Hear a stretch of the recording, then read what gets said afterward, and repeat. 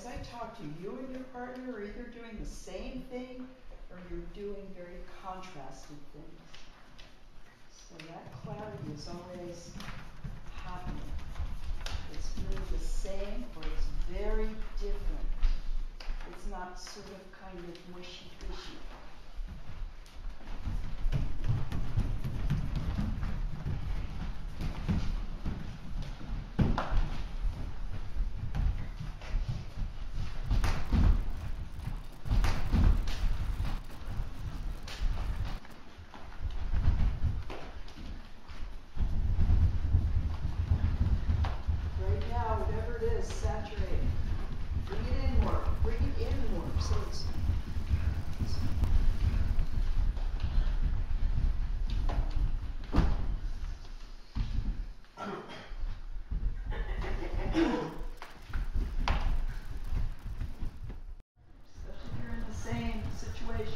Play together with it. Stay in touch with each other.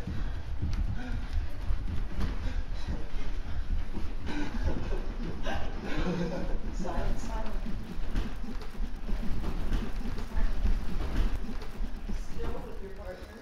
And hold that stillness until everyone in the room is still within 1 minute.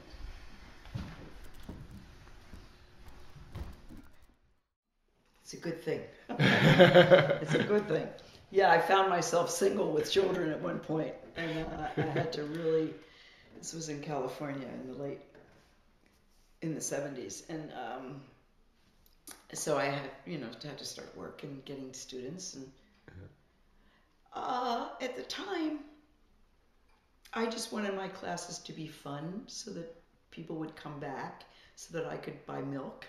It was that kind of thing. There was no organization to it. I thought improvisation is just, I never thought I'd get a handle on it. Not that I'm still looking for that handle.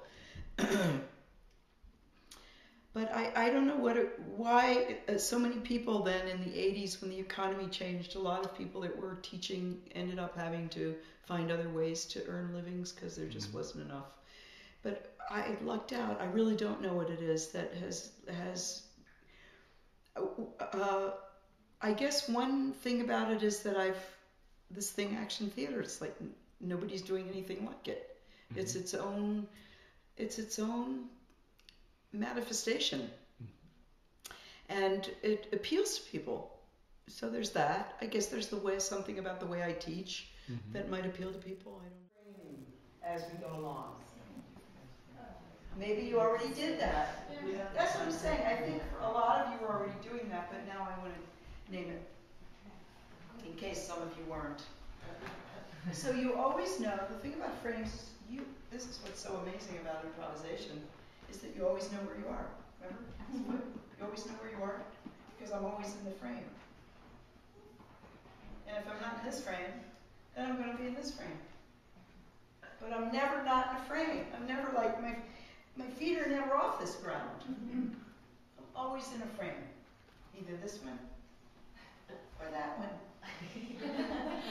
Either my partner's frame or a different frame. Always in a frame.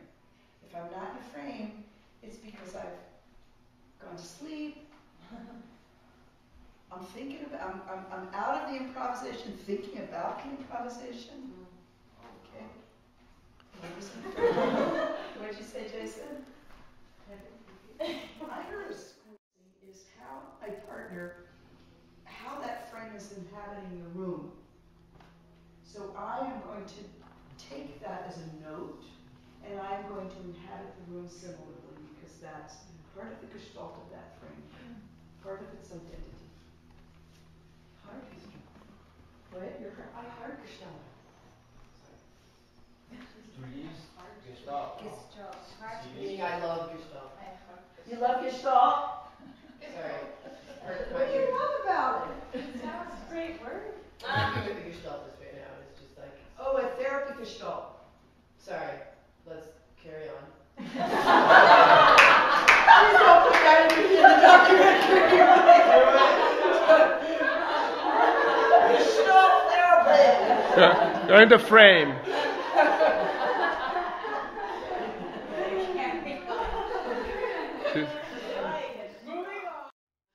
People can get certified to become teachers. They train for a certain amount of hours, and then they become teachers. And they're all over the world now.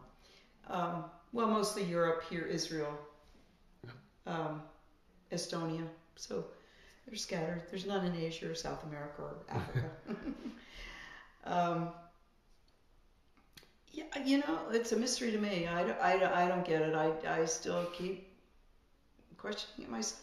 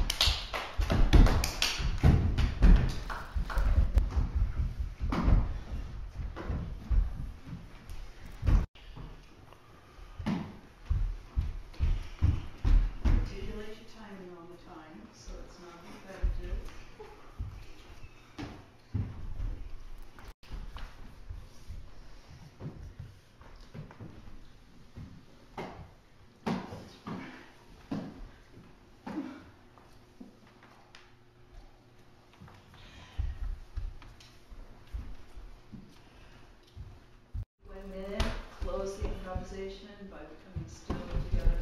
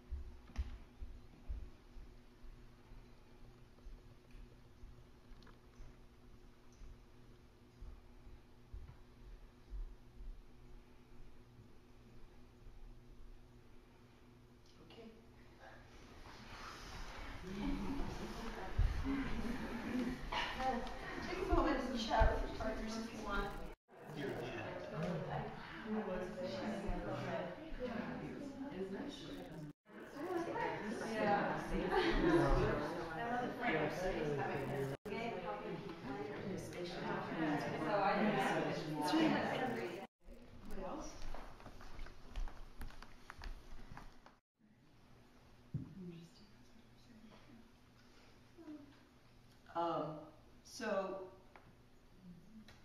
I noticed that some of you are where one frame is sort of mutating into another frame. I would like you not, to do that. Don't do that. No.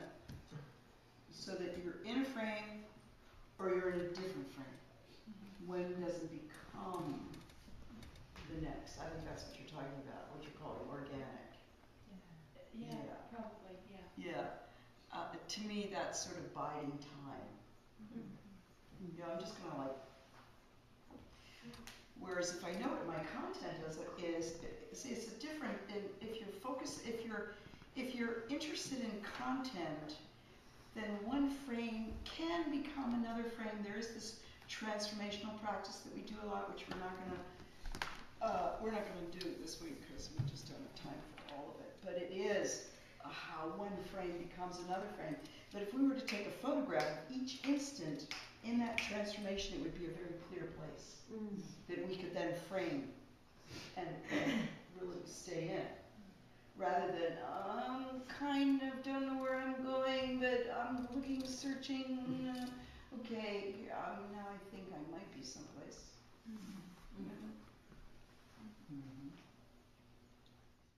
First of all, I've been performing since I've been 4 years old. I've always been in the dance studio. I've always been performing. That's such a big part of that. Always has been such a big part of my life that I see everything in reference to it. So I've certainly seen this action theater right from the get-go was a sort of a potentially had potential for performance right away. I saw that. I mean, I was doing improvisation performances back in the 60s. You know what I mean? Before, I didn't even know there was a word improvisation, but I was doing that. I was making things up. I'm working on another book, and it's about how this practice of improvisation has informed my life. How I've, when I was a young person, I was depressed. I had physical things going on, migraine headaches, several marriages and divorces, just all kinds of and now my life is, what's the nice, equanimous, which doesn't mean they're not sadnesses and joys and everything is there, but I don't get fixated on stuff anymore. Now I think that's a combination of improvisational practice. The one chapter I'm writing on, my friend, I've been working with this guy Bobby Ernst for 35 years. He's been one of my performing partners, my improvisational. He comes out of the Iowa Theater Lab, the Krutowski world. He's an actor in San Francisco and a director and a writer, playwright. And, for 35 years I was just in California and he and I got in the studio together. For 35 years, I have been, if I'm improvising with Bob and he says, "Oh, watch out, you're about to step in the river," I'll jump back, or I'll step in the river, or whatever. I see that river. There's not a moment's hesitation. I see that river. If I collapse on the floor because I've been heartbroken or something, he immediately responds to that in some kind of congruent way.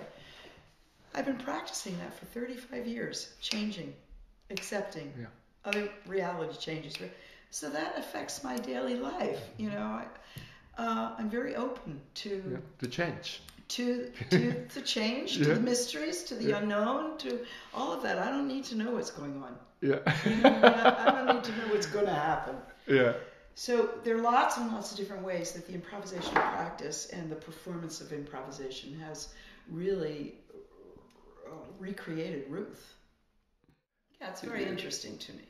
It's very interesting to me, and I was just teaching in Montreal before I came down here, and by the fourth morning, we're sitting in the circle. I always start in a circle with students in the morning, and one of the students said something about the link between the practice we're doing and her daily life and her life. How she walked down the street that day, and everything was And so Sarah, who was the producer there and a good friend, said, "I was wondering how many days it would take before somebody would start talking about the linkage between this practice and walking down the street, or sitting at the table with your friends, that you can't disconnect it. It's all the same. The forms are different, but there's only one perceiver.